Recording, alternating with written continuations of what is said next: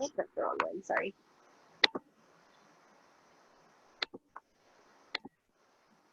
So that's our Trichuris trichuria. Your main things for that one are going to be your barrel shape, your whip-like tail, and your double wall.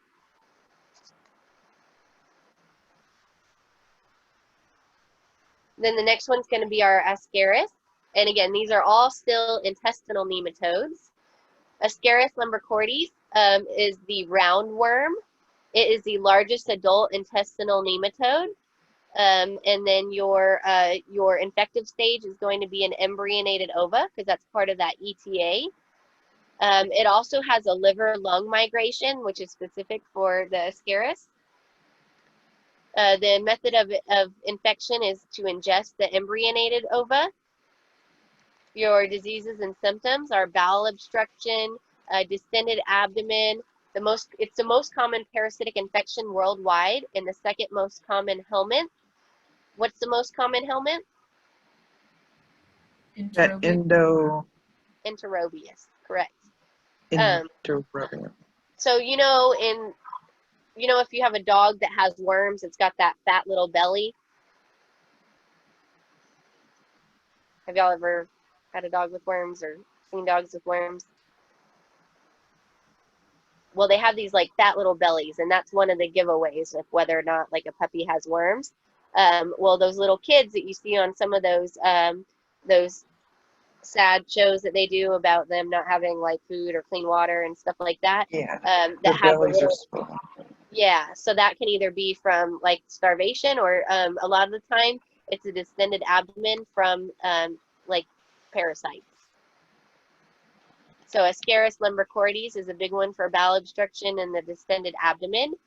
Your diagnosis is to identify ova in the stool. And then Ascaris lumbricoides is special because it has a couple different kinds of ova. It's got fertile ova and it's got unfertile ova.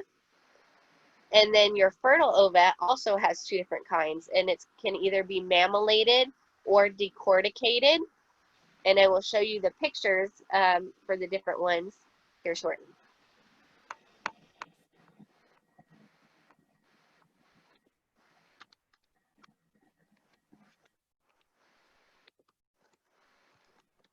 So Ascaris lumbricoides.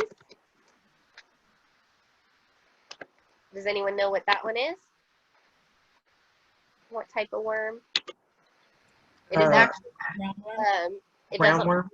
Yep, it's a roundworm. So it doesn't always have a common name. When it is, it's a roundworm, just like its broader classification of nematodes. So it's a roundworm of the roundworms.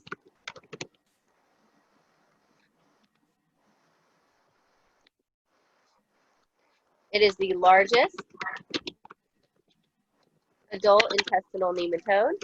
And see, once it gets into, I know it likes to mention things like this, but once it gets into so much information, so like it's not just the largest adult nematode, it's the largest adult intestinal nematode. So I think they're a little less important when it gets like that, but the more important one would be that it is the second most common helminth. I kind of noticed that going through. They're all little bitty, and then this one's like 30 centimeters. Mm-hmm. Yeah, just wait till you get to cestodes and delatum. You're like, oh my gosh.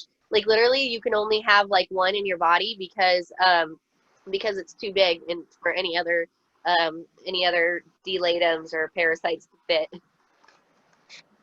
So some of these you're gonna be like, ooh.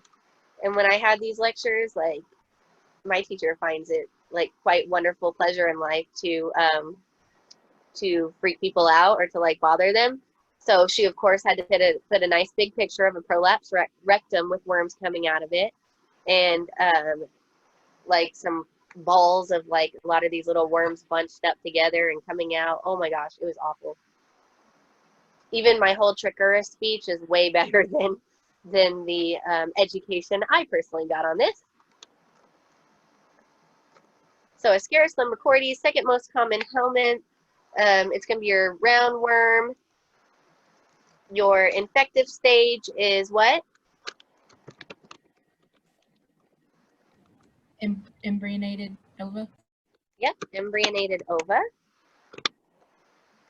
And then your method is going to be what? What has it been so far?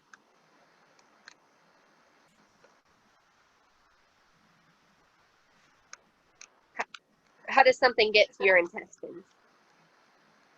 Ingestion. Ingestion. Ingestion.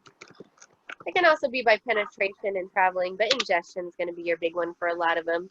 And I'll tell you when it changes. So, yep, your big one's going to be ingestion of an embryonated ova. Your diseases and symptoms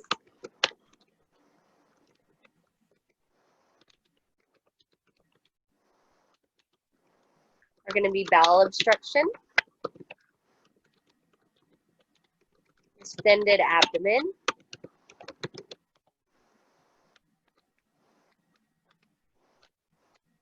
and then your diagnosis. What is going to be your major diagnosis for a lot of these?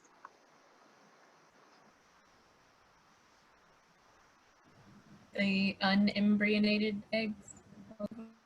Yeah, this one's, I think, is just simply identify the ova in the stool. So that's the only difference there is between a lot of them is whether it's embryonated or unembryonated, but most of them are going to be identifying ova in the stool, with the exception of one. Which one of these nematodes is your diagnosis different for?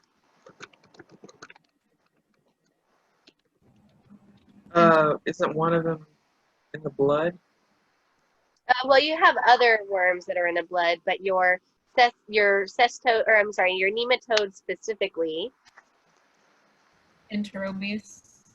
Yeah, your Inferobius vermicularis, you don't use a stool sample. You're not identifying ova in a stool. You're identifying ova from the cellophane tape crepe. Now, I told you some of them have like more key characteristics than others. This is one of them. So you have both fertile or infertile ova. So your fertile ova can be either mammillated or decorticated.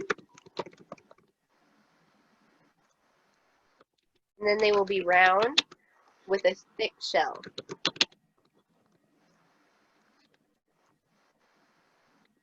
Now, mammillated versus decorticated. So you've got mammillated. What does that look like? Do y'all remember?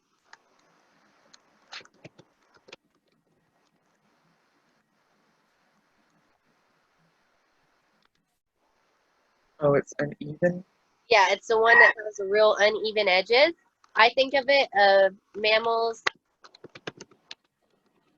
are furry, and the ova, or the it's really the shell of the ova. The ova looks furry, and I'll show y'all like what I mean by that here shortly. And then your other one is decorticated. Your decorticated has a smooth shell on it. And that one, I remember that decor, it's smooth like decor, like your house decor and how you decorate things. You want it to look nice and smooth and pretty and put together.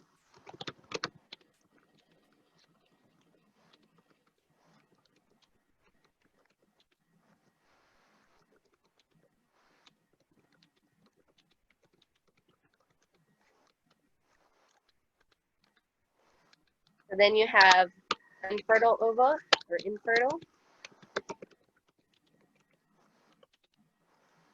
And these are all for Ascaris lumbricoides. So your infertile has an outer mammillated.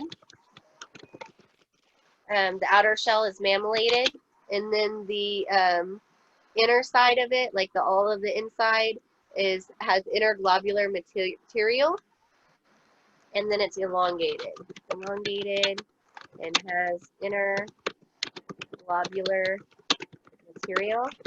And I don't think like y'all's book describes it as interglobular material, but you will be able to have to know from a picture.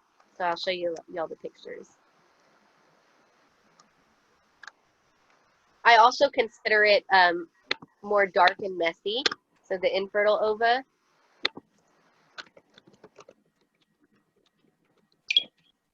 Dark and messy, but those aren't like super scientific terms.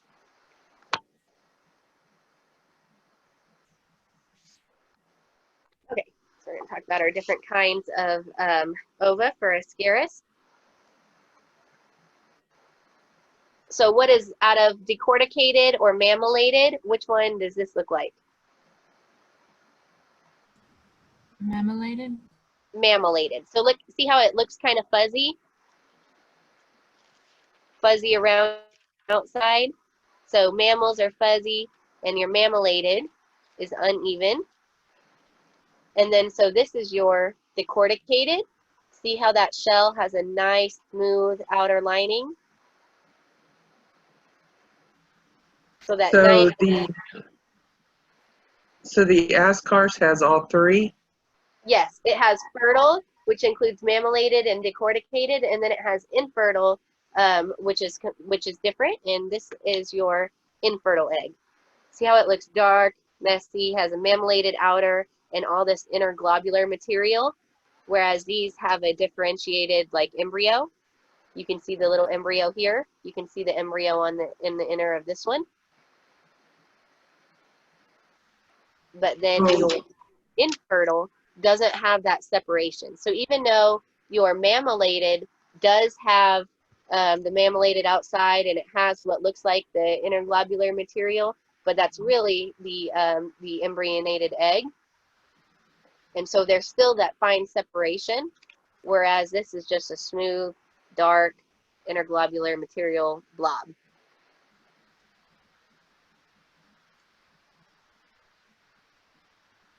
So if they both have a worm, what's the difference in the infertile and the fertile? Well, there's only a difference in the infertile and the fertile.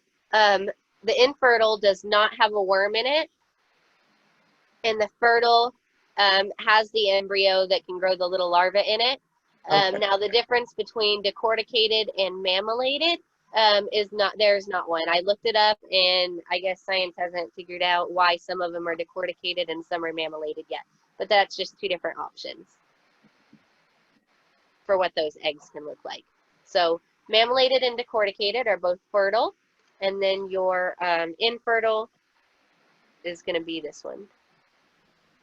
And then here's what some of the worms look like. But again, for this one, it's not as key characteristics as the ova are.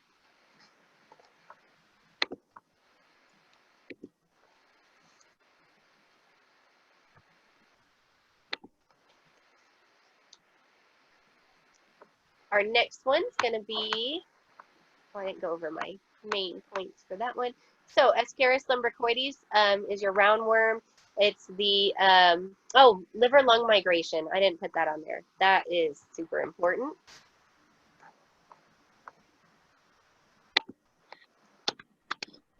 So it has liver lung migration.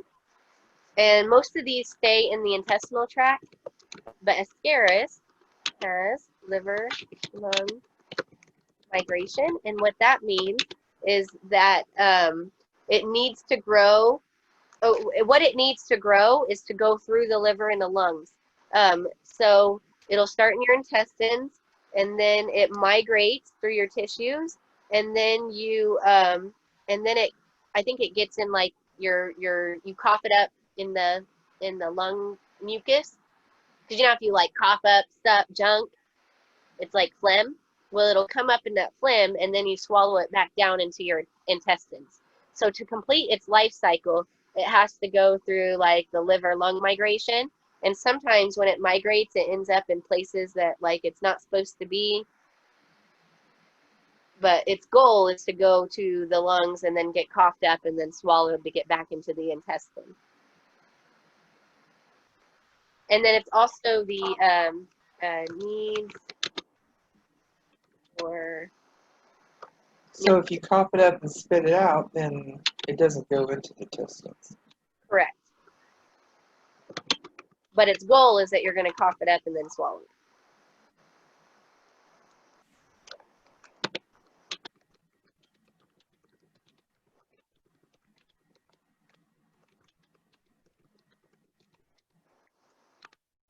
This is the one that was more important for it. I think it is the most common parasitic infection worldwide.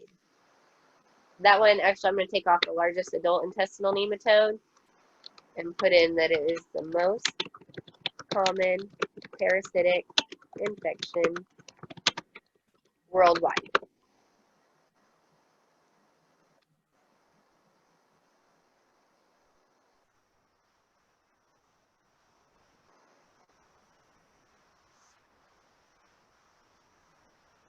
So quick recap, what does a mammillated, is it fertile or infertile, first of all?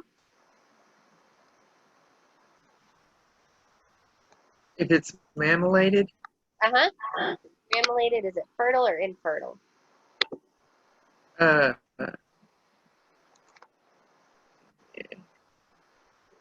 fertile. It's kind of a trick question. Yes, it's fertile, but the infertile ova also has that mammillated outer shell. But it just, if it's infertile, it doesn't have the embryo in it. It's just that solid globular, interglobular material. And then if it's fertile, it can either be mammillated or decorticated. And the mammillated will have the embryo in it that's not like this solid mess of mesh.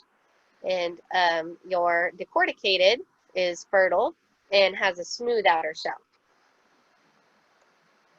And then I wanted to make one last point for this liver-lung migration to remember which one makes this migration. If you look at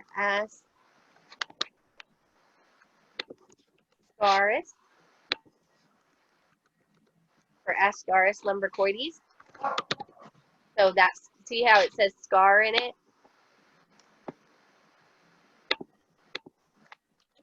Then you can think about that migration is going to scar the patient. Because if you have the worm traveling through your body, that's going to, well, sounds like it would make scars, right? So for me, that was the easy way to remember which one did the liver-lung migration.